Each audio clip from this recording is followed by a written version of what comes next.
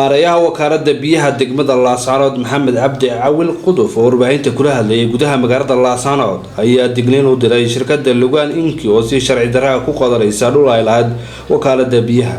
iyadoona uu maareeyuhu mahadcelin u diray wasiirka wasaaradda horumarinta biyaha waxaana ka mid ah hadaladiisa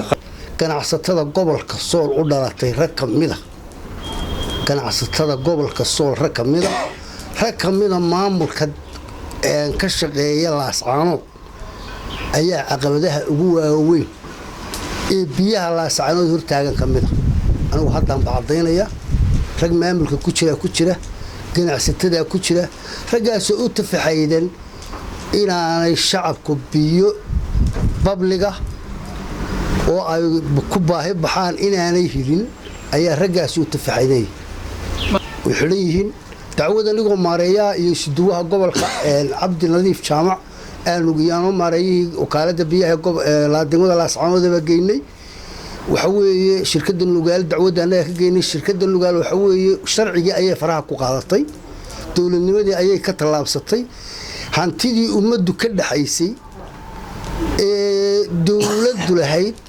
ee shacabka reer Laascaanood loogu talagalay ayay gurteen oo burburiyeen oo ay goobihii loogu talagalay ka qaadeen ilaa iminkana waxa weeye dhulkii dawladda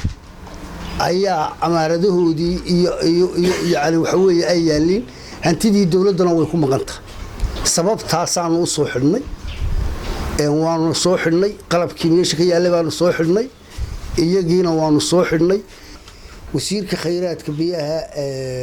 horumarinta biyaha mudane Salaamaan Yuusuf Cali Koore oo igmaday xilkan maareeyaha biyaha ee wakaaladda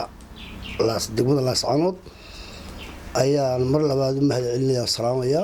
Tarabiil Soomaali News Laascaanood.